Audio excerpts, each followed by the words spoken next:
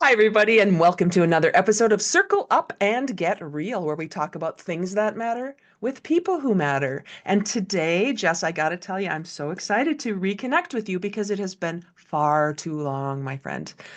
I am with Jess Almlie today. Welcome, Jess. I'm going to tell a little bit about you, but thanks for being with me. Yeah, this is so fun. And like you said, it's so fun to reconnect because it has been way too long, Jody. Way I know. too long. Well, how long have you lived in Arizona? We've lived here 3.5 years. Oh, get out of here. Time hmm flies. I can't even hmm believe it. So Jess and I knew each other back in Fargo, well, Fargo Moorhead. Jess was working, where were you working when I first met you? Concordia? I don't remember. It's That been, is quite likely because when yeah, we moved to Fargo, that was my first yeah. job that I had in the Fargo area. We moved from the Twin Cities area. Okay, So okay. yes, I worked there for almost 10 years, just shy of 10 years. So I think that was when we met. Concordia, where you went to college at Concordia, I did. and I went to college at Concordia. Yes, And I so think that might have been how we met actually. I think it was, you're right. Uh-huh. It's fun when you go back and you have to like unpack some relationships that you have now. hmm It's fun to find out how we knew each other.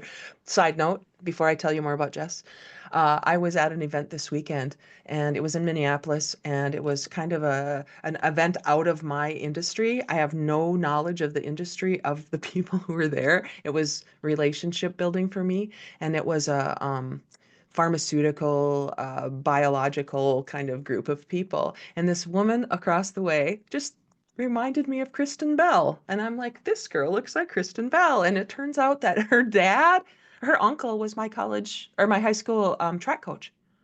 Of And course. so we started unpacking all these things and we're like, this is a connection we didn't even know we had. So I love these kinds of connections and kind of unraveling things because I think you would agree with me, Jess. Relationships, boy, it's all about relationships no hmm matter what we're doing. So Jess Almlie is, I could tell what you are, but I love your bio or your about. Can I just read from Okay. your about? So Jess Great. writes on her website, I was the vice president of learning, leading an amazing team, delivering top-notch, beautifully designed trainings. We fulfilled every request, but here's the catch. It wasn't enough. Our Nope. training was great, but it wasn't solving the real talent challenges our stakeholders were facing. So inside an organization, you recognized what wasn't working when you were part of that. Yeah, for Yeah. sure. Well, and And I mean, Jody, my whole life, you've known me quite a big chunk of that now. And here and there we get these moments to reconnect, which is so fun. But my whole life I've worked to be a rock star in whatever my role is at the time. I mean, hmm it's kind of who I am. And so when I was earlier in my career, in fact, when we met and I was working at Concordia, I was leading student leadership development programs there. And so I did all this work on what makes great leadership development programs. My master's thesis was on, can leadership be learned in a classroom? I mean, that was kind of the question that I asked. And the mm answer that I found was, sort of, partly, mm maybe a little bit. Like that can be one piece of it, but nobody's going to walk out of a classroom with a bow on top, Yeah. knowing everything they need to Mm. know about leadership development. So I worked really hard to create these engaging, interactive, multifaceted learning experiences that had depth and were in and out of a classroom and had service learning and mentoring and all these components. And so then when I left higher ed and I started working in industry and I moved up to where I was leading L&D teams, I led the teams to do the same. And we hmm were creating awesome learning products. hmm And what happened was I quickly realized we were creating awesome learning products. We'd get them out the door, we'd get the pat on the back, great job, and then it wouldn't solve the problem. And so what was happening was the finger of blame was turning around and pointing right back at us. Well, that didn't solve the problem. You must not have created a good enough training. And I'm like, no, no, no, no, no. My team is top notch. We're creating fantastic trainings. Something else must be going on here. And so that was when I had to dive in and figure out how to do our work differently. And there wasn't much in the talent development, learning and development field at that time to kind of even reimagine what that might look like. So I started studying parallel industries. And I looked at performance consulting and I looked at sales and marketing and I looked at project management and some of these other professions that somewhat do somewhat of the same thing to try to figure out how to shift our team to work differently. And we did. And it took several years. It was over time, but we went from a place where we were very transactional with the organization to where what I call now we worked as strategic business partners. And so we were having very different conversations with our stakeholders. It was no longer we need an e-learning for this. It was a we were in the meetings with them talking about strategy, talking about performance, talking about how to improve that, and then coming up with solutions together. And they weren't always a training or a learning. Mm. Okay, so this is where I Hmm. want to jump in because Yeah. you said something was missing. Something was missing. The training was great Mhm. itself. How did you determine that the training was great? What makes the training great? Well, so we can go into the really theoretical stuff, the measurement and all of that, and we had that. We had that people enjoyed the training, that they reported they were learning from the training. We even had some metrics that showed people that participated in our training programs were promoted afterwards. We had all of that. We had the pats on the back. We had the happy smile sheets. And so we knew that those experiences were good. They were well created, but they The weren't solving the experience ultimate itself. problem. The Okay, so the experience itself experience was great. itself was great, but they weren't solving the ultimate problem. Problems. How did you know that it wasn't solving the ultimate problem? Because people came back to us and told us. So when you're Ah, internal to an organization and you build relationships with your stakeholders, they're very they're you have a trusting relationship. They're bold enough to tell you that. And they would come back and say, this didn't work. Your training isn't working. Your training wasn't good enough. I so mean, when your training isn't working, it applies to me that there was a purpose behind the training, that something would change. correct. Something would what? What Correct. the people would change or the processes would change or what did you see it was that they were coming to you for in the first place? Well, I think that was one of the big learnings that happened for me over that period of time was especially when I dove into the field of performance consulting and started figuring out asking different questions when people would come to us with requests. Mm, So instead of asking, great, tell me about the problem you're having, which we would start with, they'd say it and we'd say, all right, what do you need people to do differently? mhm. But we didn't really dive in to determine whether or not that was the actual problem. Ah, So, quite frequently, what happens is people, especially those who are, I mean, this is my experience in leadership roles, they're in a position to come to a training department or a learning department and ask for training, particularly. They're really good at solving problems. So, they're really mm, good and that's probably how they got to where they are in their mm, career. And probably in the past, at some point, some kind of training had helped them. And so they'll come and ask for that, A. Or the other thing is that happens is our stakeholders and leaders in our organizations, for the most part, are very overworked. They have a lot on their plates. They are solving problems so quickly that they need it to move on. And they're like, hey, training would help this. Let me grab the training team. They can help. And so I I I don't mean it in a derogatory way when I say they're looking for an easy button, but they're looking mm, for a way to ease the pain. mhm, So if mhm, training can be an answer to mhm. ease that pain, that's why they're coming to us. Oh, I So see. we had been really great at asking about learning outcomes, asking about what needed to be different. What we weren't great at was discovering the actual cause or the actual reason that people were coming to us. And so that was a huge shift that we had to make. And when you say was that inside what Concordia first, or was it every place you No, worked? this was in the company at the time was Discovery Benefits. It no longer exists. It was Mhm, purchased several years ago, but that was the company that we were in, mhm. and that was when I was in the VP of Learning role Yeah. there. Hmm. Yeah. So let's dig into this a little bit more. I want to back up a little bit. I want to find out about you. How did Oh. you come to this field of work? Well, it's a funny story, Jody. So my very first training job, I was a crew trainer at McDonald's in college. And you're gonna know because it was right there on 8th Street in 8th Street. Moorhead. I know That that was where I McDonald's. that was where I worked. They since have torn it down and rebuilt it, which I think Right, they probably need to do with all McDonald's at some point because of the layer of grease on everything. But right. I was working there and then I was promoted to be a crew trainer, and that was the first time I thought, oh, this is kind of fun. This is kind of cool to be able to help somebody else be better at their job or learn their job.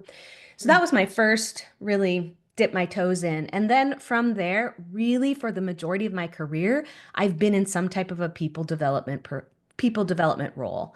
So I started as a receptionist for my first job out of college, but I was a receptionist for the HR department. So I ended up, mm. filing resumes, but also doing leading orientation. And Okay. then I moved into more training coordination type roles, and then eventually program manager, leadership development, that kind of thing. So, really, my whole career, which I now understand is sort of a rare thing for people in our field, they Mm. haven't been doing this type of work for that long, but I just love it. I can't get Yeah. away from it. As much as you try, you can't get away. So No. when you went to college, what was your intention? What was your major and what were you thinking you wanted to do? My major was communications. When I finally settled on a major, took a little while there. Most people it does. Yeah. And I was going to be an event planner. And so I did do the campus events. I led those. I had an internship at the Fargo Dome. I was in the event planning department. But what I really quickly realized was I wanted there to be more to the event than entertainment. Mm, So I was looking for some additional meaning, mm, something that made a difference in someone's life beyond just a fun opportunity for a day, mhm, which there's value in those too. There really are. mhm. And there are times when we all need that. It just wasn't the place I wanted to spend my time. I wanted there to be an additional layer of something to it. So where did that come from? When you think back, I mean, go back to I the don't beginning. know. You don't? Have I you always don't been like know. that? Yeah. I mean, I'm a pretty, Don't mean, you say it like you're resigned. Yeah. yeah. I mean, I'm a pretty reflective, I want to use my brain kind of person. I'm also, over the years, I didn't realize this about myself when I was younger, but I'm quite strategic in the way that I approach work. And so I'm always looking for how did we get here? And then if we're going to make a plan, how are we going to get there? So let's unpack, let's go backwards. How did we get to this point? And now if we want to do something different, how are we going to get there? So if we jump ahead, Jody, to where I was just telling you the story about things aren't working, my first reaction is, how did we get here? Why Mm. are things not working? Let's see if we can unpack that a little bit so that then we can approach things a little bit differently. Yeah, because I'm guessing, having been in a similar position throughout my career, when people come to you or us for training, it's in some cases to check it off a list to say we did it. And at least that's been my Yes. experience in some cases. What do you have Yes. on team building? Pull it off the Yes. shelf and let's just say we did it. Yes. And to Yeah. your point earlier, that doesn't solve the problem. No. So there's a whole art to that too, which is we need to be able to have the expertise and also the savvy to have that conversation with the person that came to us and said, I need a team building. We've got to get them to the place where they realize that team building probably isn't going to solve their problem, or it will maybe help a little bit, but it won't check it off a list. Like low team morale, for example. I don't know about you, but often I would get these requests. My team, they've got low morale right now. We just need a team building to amp them up. Right, I right. mean, yeah, we can definitely do that. But low team morale is almost always a symptom that something else is going on. It is not the problem itself. So we Right. can put a band-aid on it that that'll solve it for a little bit, but that's probably not going to make the difference. One single team building is not going to solve the reason behind everybody's frustration that's leading Right. to low team morale. So we So need to uncover a few more layers deep. yeah. So you're at Discovery Benefits kind Mm. of discovering this for yourself Hey, in a way, yeah, good work. right? Haha. See what I did there, I everybody? like that. Uh-huh. So in that process for you, how long were you there? Excuse me. I was at Discovery Benefits about, I think it was 8 years. And in that, I know that organization. I mean, you guys had it all going on. You had the culture, you had the slide, you had the stuff, We right? did. I forgot Well, about that, Jody. We did. We had to slide right into the break room. yeah, it was great. It was fun. I mean, Uh-huh. It was the fun. culture set yourselves up, right, to be engaging and fun. Was it? Like you said, it got bought. Was it, because it was so engaging and so fun to work at? Is that why it got acquired, do you think? No, I think it just got acquired because it had grown to the point where it was time to sell it off, as the way the cycle of many businesses go. It was fairly small when I started and it Mm-hmm. it more than tripled in growth within a period of only a few years. And so it was really quickly growing, in a lot of ways operating almost like a startup, although it wasn't quite a startup, but that period of rapid growth that provided a lot of challenges. It also provided a lot of opportunities for people who were willing to try new things. I think that happened too, because it was this kind of innovative, um, creative, quickly growing kind of culture. And of Yeah. course, not everybody was up to speed on that. One of the things when I talk about working more effectively with our different stakeholders is start with the willing, and we definitely did that. So, who are the people who are really excited and interested in learning or trying something different? For us, it was our contact center. We had a very large contact center that was experienced a high amount of turnover. So there was a lot of volume in new people coming in, and there were a lot of challenges.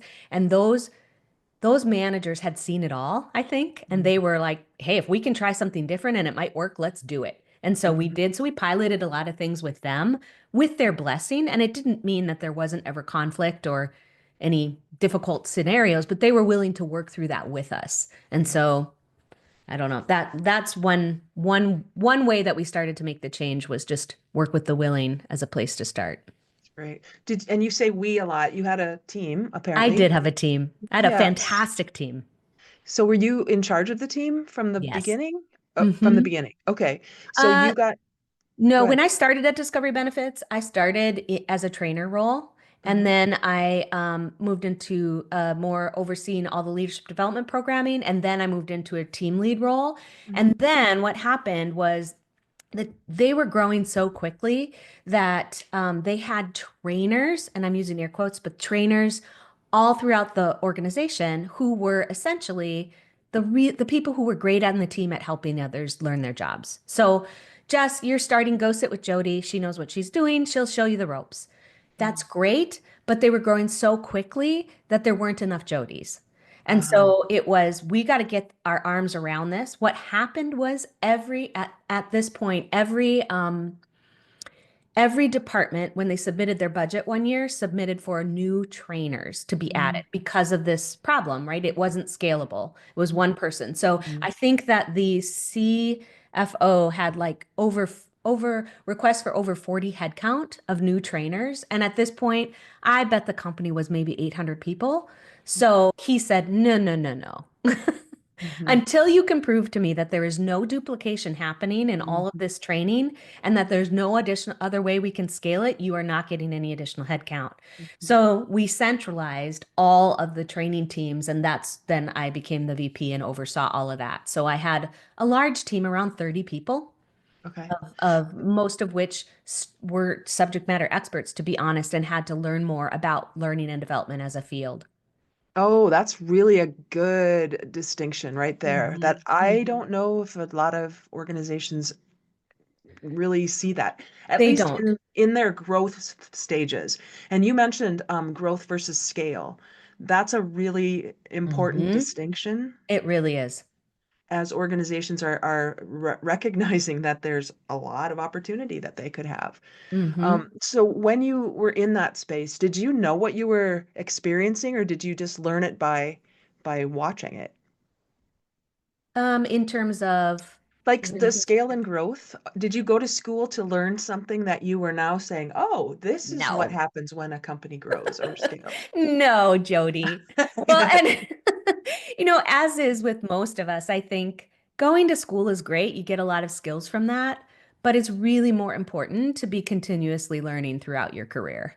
And even probably even more even more so now. I just was having this conversation with my son, who's right now applying to universities.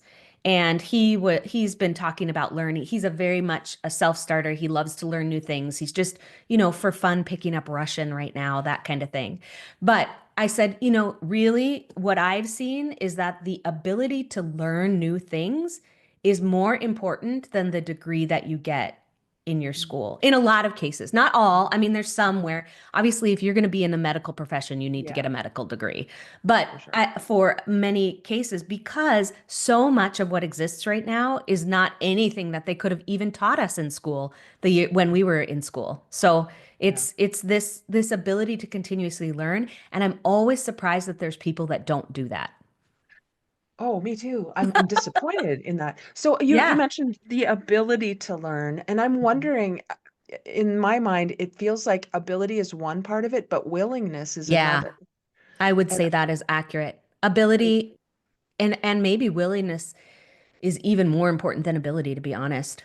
yeah, I Because there kind are of plenty of wonder. people who could learn many, many things, but they Mhm, don't choose to put in the time and effort mhm, to do so. mhm.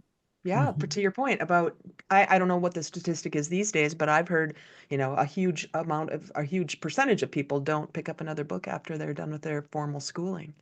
Yeah, which just for those of us who live in this learning field, doesn't it blow your mind? I- It Well, just blows my look at mind our like that. backgrounds, Jess. Look at our backgrounds. If you're watching I this know. on Jess and I both are obviously love to learn. If you're listening to it later, you won't see this, but if you're watching on the video, we both have backgrounds that are not fake backgrounds. There are No, real bookshelves behind they're us. bookshelves. I know I've had people say, "Is that a fake background?" And I'll be like, "Here, let me take out a book. It's real." Right, right, exactly. So we're demonstrating here Hmm. what we do, and I think it's And really books are important. just one way. I mean, I think You're one right. of the fantastic things about our world now is you can learn anything almost in a second, in an instant, and it's free a lot Yeah, of time. You don't even have to invest anything to yeah. continue this learning cycle for So yourself. then why do they need us? Why do people need us? If they can go to YouTube, they can go to YouTube and figure out how to fix a pipe in the bathroom. I mean, what's the point? That is very, very true. They very much can. However, we'll go back to that skill versus will, if you Mm-hmm. may, that Yes. motivation. Mhm. I have a and I also think we don't set people up very well, at least in our country. I don't know about all other countries, to continue their learning outside of formal education. Mhm. So think about what we associate learning with for the first, 20 years of our life or so. It's all formal education. And Right. so that's what we expect Mm. then when we go to an organization we don't necessarily know how to learn differently. Now, I would argue now our younger generations that's changing because Oh. they are going to YouTube more. Mhm. They are they're using AI. They're doing all the things they need to do that. But I have a colleague here in the Chandler area who refers to it as the learning cliff. He says that, and I can send you the link for his work, but he says that basically we're in this formal system, we're learning, learning, learning, and then all of a sudden we go out into the work world, and it's like we fall off this cliff Ah, of yeah. now what do I do? Hmm. And yeah, and our organizations oftentimes turn to learning and development for that formal education because they don't realize there's other things that we could do. Um, so that happens, I think. Partly we're fighting just this legacy mindset of what learning is and how it happens because of how we've been brought up. Yeah. Those of I us who think are about, in learning, we think about this stuff, but other people yeah. don't. Sure, good point. I think about that as conditioning, programming, all of the things that Mm. we were taught. And in my new book, I talk about enforced and imposed learning, which Ah, in my experience was uh, didn't make learning fun when it was forced on me. And and before did I you knew that, actually learn something from that? well, I got good grades on tests, so Yeah. I Oh, learned how so to you could cram. you could read the book and get an A. Yeah. But now, I mean, I have this conversation a lot. This is one of the things that gets me real feisty is the check the box training. Now, I understand that a lot of organizations they have to do that or they'll be facing compliance fines. Right. But my question always is, what's behind that? Like, why do we really want somebody to take this training? And Right. if all they're doing is hitting next to continue so they can get out of the course, Mhm, mhm. then is it doing you any good, compliance or not? There must Right. be a reason why you want somebody to take this compliance training. But if they're not learning anything, if all they're doing is figuring out how quickly they can get through it. Well, and I think that goes back to what you said earlier about the way we've been educated. I'm going to say Yeah. educated. Yeah. I think back to some of my leadership development training that I had. We're taught as children what to think, not how to think. We are. And I don't know. When I worked at Concordia for those 10 years, I saw a marked difference from within students from when I started, which was in about 2003, I think is when I Hmm. started till when I Hmm. ended. Hmm. And I think it had to do with I mean, this is my own theory, but that was when the No Child Left Behind Act sort of started coming into place. And so teachers to get funding were teaching to the test. And I Uh, distinctly remember having a conversation with a student because I was doing student leadership development programs. I also was advising our student government organization. And I remember a student, she was the marketing, her role was marketing for student government. And she came to my office and she said, "What should I do to market student government?"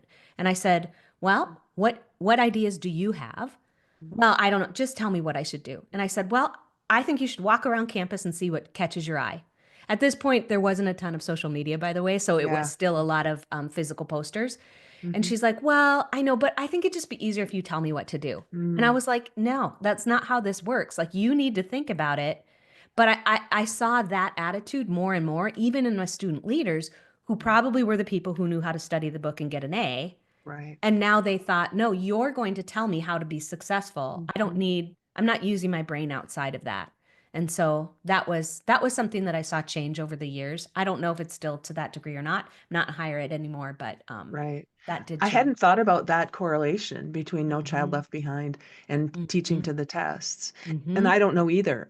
What are you seeing from your kids in school? You said the next generation is a little bit different. Yeah, I don't think my kids are probably the best just because they They're have a mom parented that works in differently. learning. Yeah. And Yeah. so Yeah. Yeah. we've been talking about what works and doesn't work for many years. They Right. start a new job and they text me, "Mom, is this training the way that it should be?" Oh, wow. Wow. So, okay, you're wrecking them for the So real life, for the real yeah, world. But it's a little different. no, Yeah, no, I it's all think good. I so. think applicability, I suppose, would be the word. How does this apply? Uh, Mhm. I think about the process that I'm making up, Jess, when I'm doing my work. I do the what, so what, now what Oh yeah, concept. that's classic and fantastic and has not gone out of style. Okay, good. Because if it doesn't make sense, it's not relevant to what they're actually doing. What's the point? I just don't Mhm. understand. And then sometimes people will say, well, can I use this at home? Well, I would hope so. Everything's transferable. This is not like a skill you learn at work because what I do is what used to be called soft skills. I hope they're calling them Uh-huh. essential skills now. There's a I don't, debate. is there? Oh yeah. So tell me about your experience with I that. don't think anybody's landed on a term yet. But I think those of us who are in learning and development tend to prickle a little bit at the term soft skills or Mhm, talent development or whatever we call ourselves mhm, because it seems like it's not as important, but really, and I mean you and I were just having a conversation right before we hit record. Those are mhm. the things that are making the difference in the workplace. You Right. can teach technical skills really easily, and people Mhm, can go anywhere to pick those up if they need mhm, to. But mhm. when they're reaching out to us, it's because they've got these people issues that they're not quite sure how to rectify. Right. So L&D then is more about people skills as an industry and less about tactics or not? What is your To experience with that? me, learning and development is all encompassing. To me, it's Okay. all of those The whole things. It's thing. Hmm. anything that has to do with developing or learning in Hmm. people. And I think we can we're one of these industries that tends to throw around different terms for what we do. There was just somebody just posted today on LinkedIn something about, how much time we spend debating what words to use when Hmm. really it's not that important. But to me, Right. that's to me the most all-encompassing. Hmm. Hmm. So do you find, and I'm I'm going to go back and ask that question Okay. differently because I have a certification in life purpose and career coaching. So Mm-hmm. for me, I come at things from that perspective, not you have to learn how to put this nut on this bolt because the tractor Mm-hmm. will fall apart if you don't do it the Mm-hmm. right way, right? There's training in that way that needs to happen, Mm-hmm. and it has to be consistent and it has to be the same for everybody. I think orientation programs, those kinds of things are so important that they're, Mm-hmm. in my opinion, that they're uniform and that everybody gets the same experience from the beginning. But at Yes. some point, if people have different reasons for being interested in something or not interested in something, I think that's where I'm guessing you like that too. We can unpack some of those roadblocks or limiting beliefs that have gotten in people's way so that they are not open to learning or don't have a growth mindset. And I Yeah. think those things are really But there's, important. I think the thing about the field of learning and development is there are a lot of different channels. So training and technical training, like you're talking about, technical Mhm, functional training, how to put the bolt on a thing, how to mhm, ensure the safety is intact in the manufacturing facility or whatever it may be. mhm, That's definitely part of it, but it's not the only thing. mhm, That's like one channel. And right. then this personal professional development is maybe another channel and the coaching is another channel. So I think Mhm, mhm, there's a lot to it. All to me, all it means is you are learning or doing something differently or you're striving to do that and you're taking the steps in order to get there. And yeah. sometimes it's a technical thing and sometimes it's not. So So those can to you, me, that's all encompassing, but I'm yeah. sure there are people who may even be listening to this that are like, I see it differently than that. And I think that's okay. I think that's the point in a way. Hmm. For me, that's the point because if I think my way is the only way to do something and I teach it or train it that way, I'm missing out on so many other ways of seeing things. But I know that's not as expedient as the way somebody might think they can get a class done in a couple of days. I mean, if we're really building relationships the way I do my coaching, I have to be open to the possibility that my way might not be the only way. Yes. And if we go back to even my experiences where I was saying I was learning that, training isn't going to solve every problem. Mhm, mhm, Sometimes the way that we get to what the actual problem is by looking at how somebody's doing the work versus someone else. Because quite mhm, often, somebody who's maybe a top performer in that particular group has figured out a way to do something that's different than how somebody else does it. But maybe the manager of that group is thinking there's only one way to do it. mhm, And mhm. that way is no longer working for whatever instance. So that's some of the things that we would try to unpack when we were doing that's more along the lines of the performance consulting type work. Okay. So So it's you've the got a how lot could of, be different. There's a lot of yeah, different ways to get to the same outcome. right, right. So you're kind of alluding to the pathways, and Mhm. I'd like to know more about this whole field of learning and development that comes from the outside, because that's what you're doing now as a consultant. You're not internal inside a Correct. company. So can Yep. you talk about that transition for you from being inside a company to, I think you moved at the same time you left a corporate position? No, I've No? only Okay. no, yeah, I started my own company 2 years ago and I've been Okay. here 3.5. So, um, not quite, it didn't quite happen all at the same Okay. time, although the wheels were kind of starting to be in Uh, motion at that point. so tell me Um, about that process for you. yeah, I always knew that I would want to end my career in more of a consulting space. I think that had been in my head forever. I just, I'll be honest, I thought that it would be when I was older. Hmm. But what happened was Discovery Benefits was purchased by another company. There was a lot of moving parts, a lot of reorganization happening, and it became clear to me that that was not going to be the place where I was going to be able to continue to advance my career. So I did start looking around because I thought I've got one more corporate role in me, but I just didn't find anything. And sometimes, you got to listen to that voice inside. I know you're really good at this, Jody, and if you're not, you're really good at helping other people do it.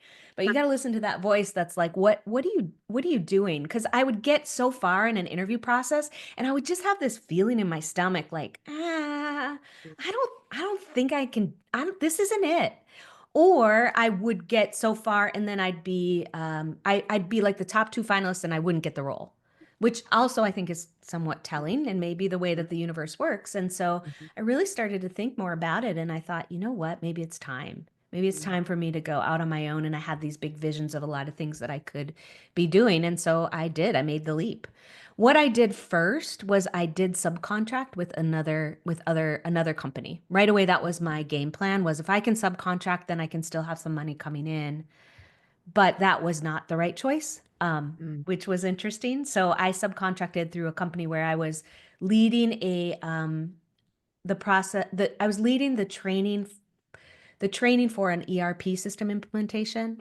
And it was great, but it was way more than full time. And so I was Mm. kind of staff augmentation, if you will. And I couldn't Mhm. really build my business outside of that. And I Mhm. didn't have any brain power left at the end of the day to even Mhm. think differently or creatively. And so I quickly realized that wasn't what I wanted to do. But I've talked to other consultant friends who have said, oh, yeah, we all did things at the beginning that we won't do Oh, again. yeah. So it's That's the been a learning while. piece, right? What? That's the learning piece. We're It learning is. It too by is. Yeah. doing, right? Yeah. And So, it definitely is a mindset shift mm, from working internally to working mhm, for mhm, yourself. mhm. You know, I feel like I spend a lot of time planting seeds, waiting for them to fruit, if you Yeah, will. right, But I right. also kind of feel like now, 2 years in, I'm sort of just hitting my stride. I've figured a lot of things out, but Yes. it has taken a while to get here. So you moved from the Fargo-Moorhead area to the Arizona, somewhere Phoenix. I don't know exactly where you live. Chandler. Yep, we're in Oh, right in Chandler. Chandler. Okay. So 3.5 years ago, you said. Yep. What was that move like? How did you make that? That's a big leap. Yeah, it was all personal reasons, to be honest. Well,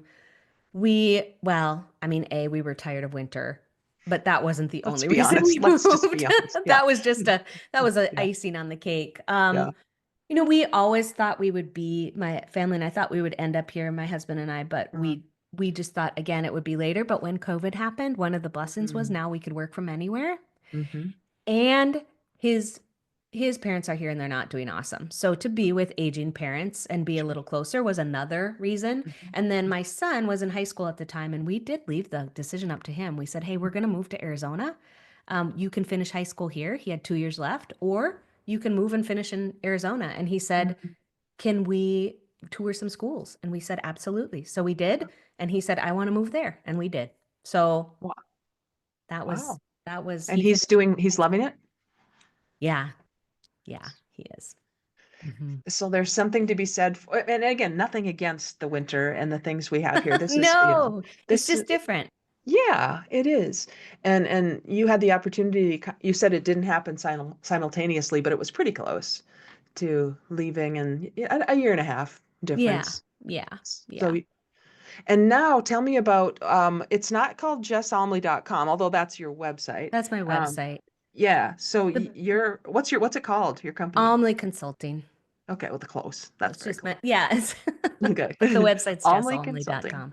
Yep. And I love that you said it earlier, but you were talking about how we need to stop taking orders and start acting like strategic business partners. Mm-hmm. So tell me what that is like for an organization that recognizes it and hires you to help. Yeah, so I end up working with organizations in probably one of two ways.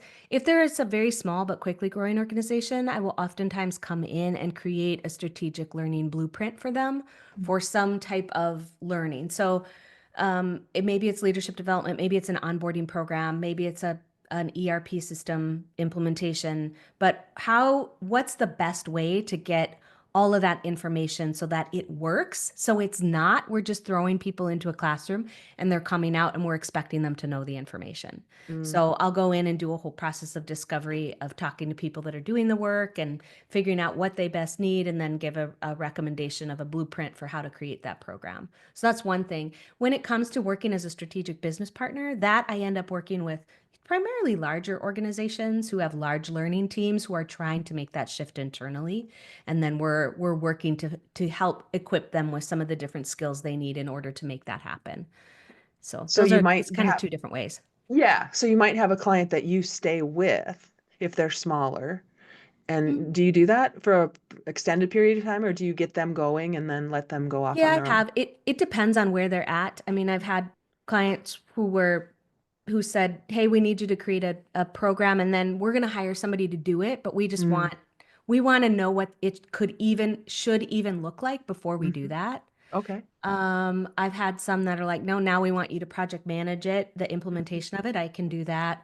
Or I've had some who are like, "You know what, we're going to take it from here. Can we just have access to you once a month to ask you questions?" So Yeah. it's a whole different, it's a myriad of different things.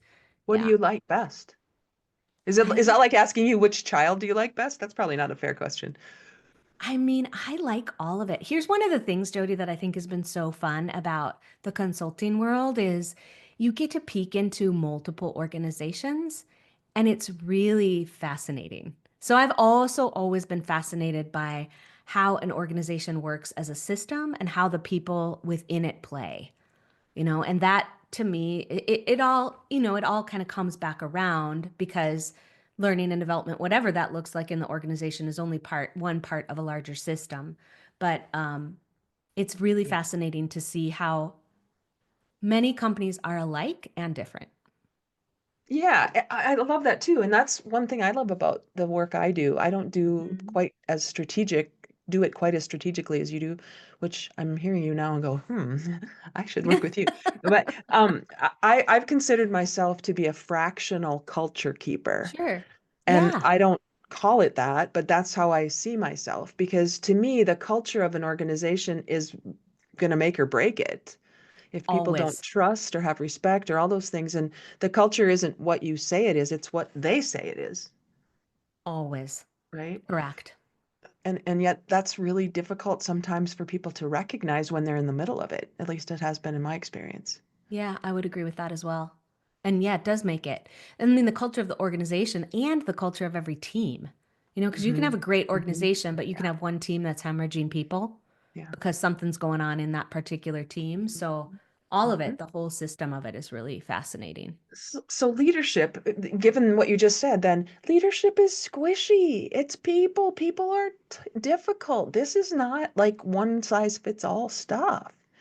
So And leadership, yeah, what I've learned is it is a dichotomy of both these things, right? If you're going to be a leader in an organization, you have to have a good understanding of how the organization functions, and you have to have a good or a good understanding of how to lead, work, develop, motivate, all those things with the people side of it. And I think oftentimes one or both of those is one is forgotten about, or both of hmm. them is Hmm. forgotten about, or Hmm. not recognized, maybe is a better Hmm. word. But yeah, I think it's really this combo of both in order to be a good leader in an organization. So I've been kind of playing around with this concept of management versus leadership because Yeah. for a long time in getting my master's degree 100 years ago, we were talking about this very thing that long ago. And I know I've heard people say, I want to be a manager. Well, I don't, can you tell me the distinction that you have? And then I'll tell you what, if I see it that way too. What do you see? Difference Well, between sure. leadership and management. Sure, we can play. I mean, I think in the classic sense, Yeah. management is managing the pieces, moving them Mhm. around. It's much more transactional, it's much more directive. Mhm. In the classic sense, then leadership is much more motivational. Mhm. You're kind of equipping people to do the work on their own or empowering them Mhm. to do that, whatever they need in that moment. And so that's how I see the difference. Yeah. Also, I think leaders tend to be more visionary and be Mhm. able to share a vision of where the organization or the group is headed, whereas managers maybe are more just following the Yeah. footsteps of what that is. So those are a couple of the things that pop to mind in my head. How about you? Well, I think that's What very would you similar. add to that, or how would it be different for you? I think managers manage systems and people and leaders lead people. That's a And great way so to put that. the systems need to be there. They Yeah, need they to be do. developed strategically. And I don't think it's the manager's job necessarily to be the visionary. The No. manager takes the direction from the leader, in this case, if Yes. we're using this as a position. And it just do that. You don't need to come up with innovative and creative ways to do things because not everybody's wired the same way. No, I I would mean, agree with that. right? I mean, I think you need both in an I organization. agree. Yet I think leaders sometimes think it's a title. And if it's only a title, then it's not something you can, like you said earlier, can I learn it? Is it a skill? I think it can be a skill, but I kind of think some people are wired in more of a leadership capacity and some people are wired in more of a management capacity. And like they're equally valuable. There's not one that's better than the other or one, oh, you're going to be a manager till you get promoted to be a leader. That's not how I see it at all. Yeah, me either. I could be wrong Same. about that. Yeah. Oh, I think that's the same. And one many years ago, I saw somebody write that man moving to leadership, and I would say to a certain degree, this is true for management, but even more so when you're talking leadership, Hmm. is not a promotion, it's a career change. Mm. Because the Ooh, skill set that you need is it is. completely different. It is. It So is. even when you're talking about if you really have an organization where it's truly manager versus leader, where there are people managing systems and then people leading, but I think in most organizations, there's somewhat of a crossover between the two. Yeah. Um, some Yeah. managers have some more leadership type skills or back and forth, but Right. yeah, I think. Well, respecting those two skill sets or Mhm. those, what's another thing that I could say? Value sets. No, it's not values. It's more of a, I can't think of any Approaches, other way. Yeah, approaches, approaches. respecting those two approaches. And yet it's what feels most natural, what Hmm. feels most intuitive, what feels most authentic to me. I'm not wired to be a manager of things that need to stay the same. I'm Yeah. wired to be someone who sees a vision and is creative and has that opportunity. And when I've tried to fit into organizations in a management capacity, I felt trapped. It's not Hmm. bad. It's not right or wrong. It's just that when we recognize our people for the humans they are, then the Hmm. resources show up in that way, right? The human resources get such a bad rap, in my opinion, because it feels like it's all bunched together. And Hmm. and we start seeing our humans as resources instead Hmm. of as humans sometimes. But that could Hmm. be my own bias. Yeah, it's interesting. Every year with my team, I would do an expectation setting exercise. I shouldn't say every year. I think we did it every couple years because every year was a little bit repetitive. But once Mhm. there had been a few more people added to the team or whatnot, and we always did it I always had them do it together as a team. Mm, And we would ask three questions and they would brainstorm and then we would create our team expectations from them. And the three mm, questions were one, what makes a good, whatever your role is. So, mm, facilitator, designer, because for me, we were talking learning and development. mhm, That was one. Two, what makes a good team member? So, what mm, are you looking for from your fellow team members? And then three, what makes a good leader or manager? And mhm, we just said leader, even though some of them had manager title, but really, I treated my managers more as leaders. Would bring them in always. I kept the vision wide enough that I wanted other collaborative input on how to get there. Like this is where mhm, we're going now. We have to figure it out together. But we'd mhm, ask those three questions, and then we'd create our team expectations from those for the roles for the team and then for the leaders themselves. Like what were our team members expecting of us as leaders? mm, And one of the most interesting things that happened, and it happened after COVID or right around that same COVID time when everybody was disconnected, was one of the things I need from leaders or one of my expectations of leaders is that you see me as a human first. mhm. And that was it was interesting, but I don't think it's anything that anybody doesn't want. And I don't think we weren't doing that. I think it just became very important to them that there's a lot going on that I'm dealing with. Everybody is, Right, everybody brings their stuff to work. It's right, we just do because we're humans with real lives and real things happening. So right. it Well, was a very interesting exercise we do every couple years. I love that. Well, and you said we're humans, we bring ourselves to work. And well, yeah. I mean, I find it really interesting to think back to the day when we didn't care about you as a human. I want your Mhm. brawn, not your brain, seemed to The be the way command and some, control. right, right. Yeah. Do what I tell you to do. Don't think for yourself. And yet Mm-hmm. then it seems in observation people would get mad at somebody for not being innovative and creative, but it's because there's this cloak of fear. What if I Yeah. do it wrong? What if I get in trouble? Yeah. What if I get fired? Whether or not that was even true, that's how people felt.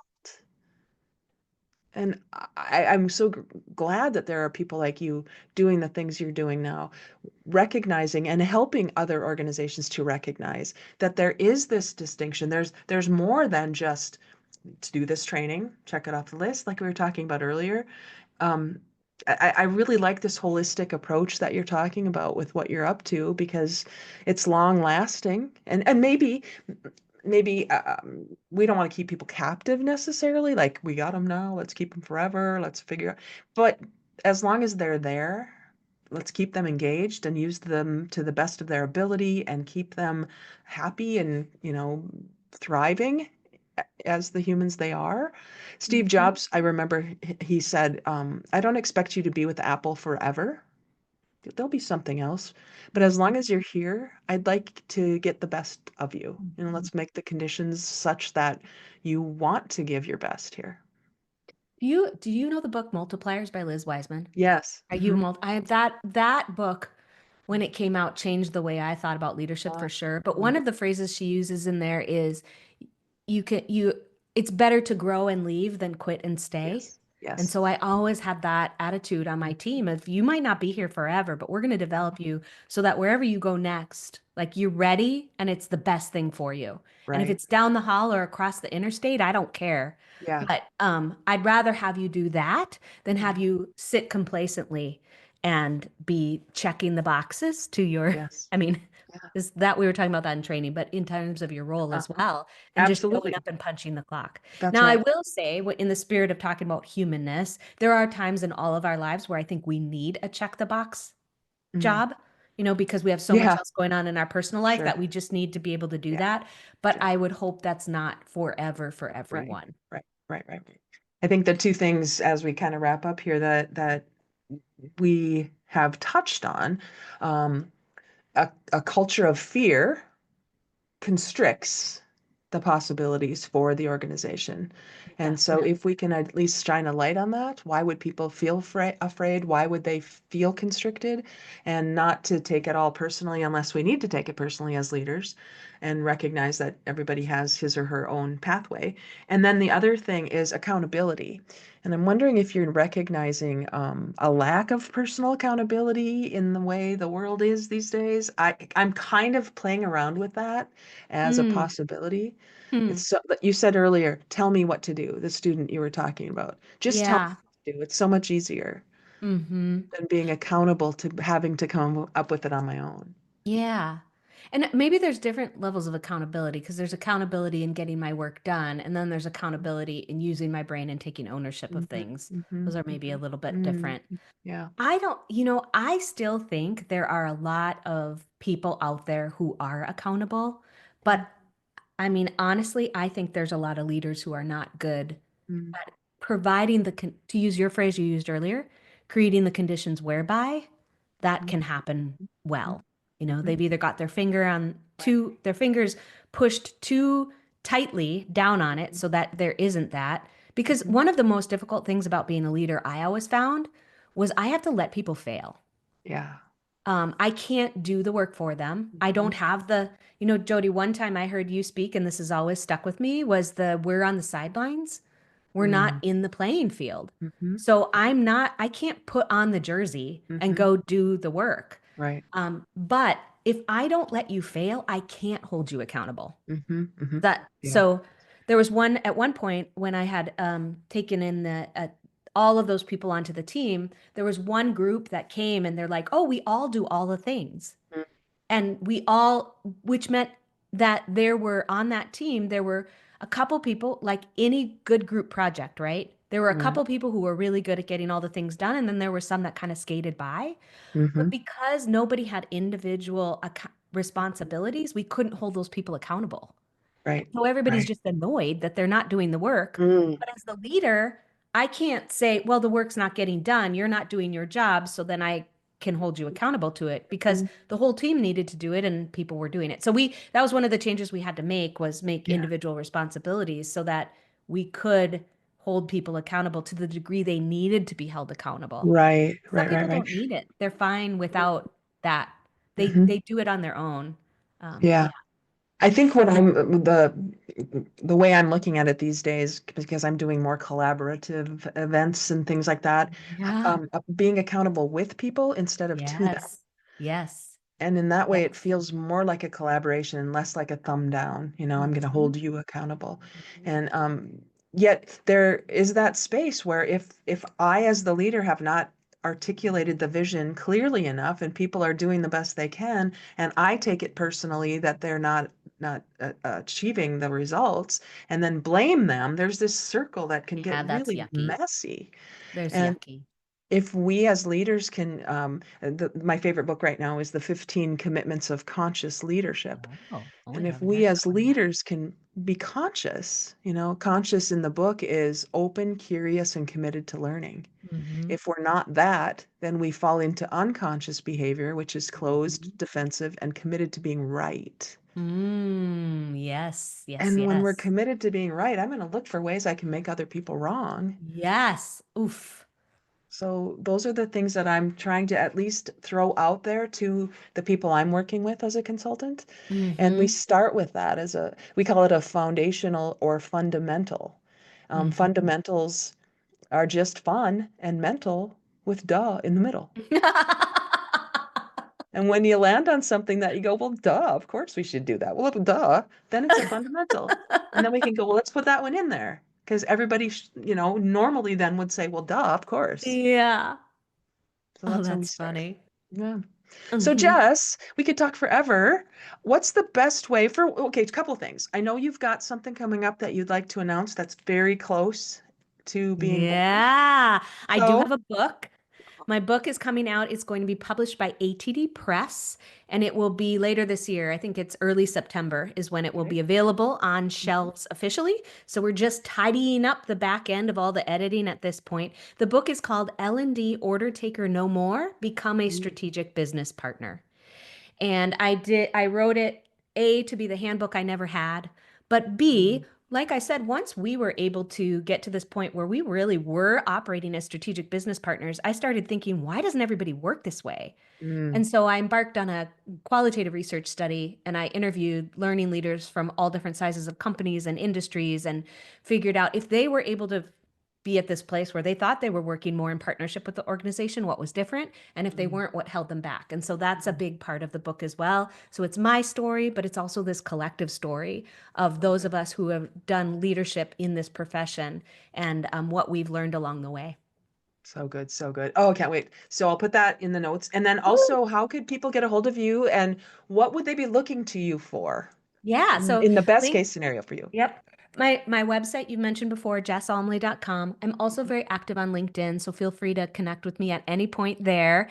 And to your point, what you'd be looking for me for would be either like we talked about earlier, coming in and doing some kind of a strategic blueprint for something in the organization when it comes to some learning or performance consulting, like where are things breaking down? I can do a process for that as well. Or on the strategic business partner front, I will do speaking Mm. with different learning teams to help equip them, or even I call it coach salting, Jody. I don't call it coaching Coach because Salt, I it's like not that.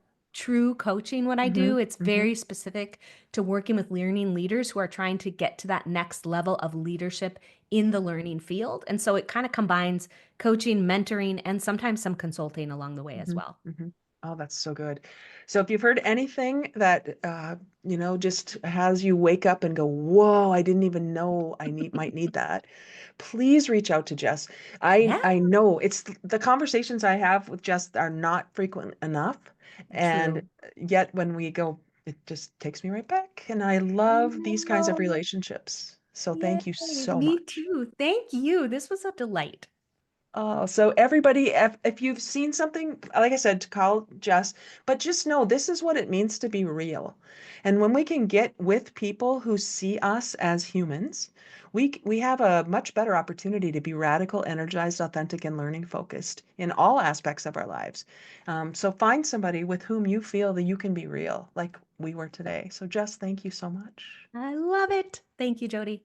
Yeah, go get real, everybody. We'll talk to you again. Bye.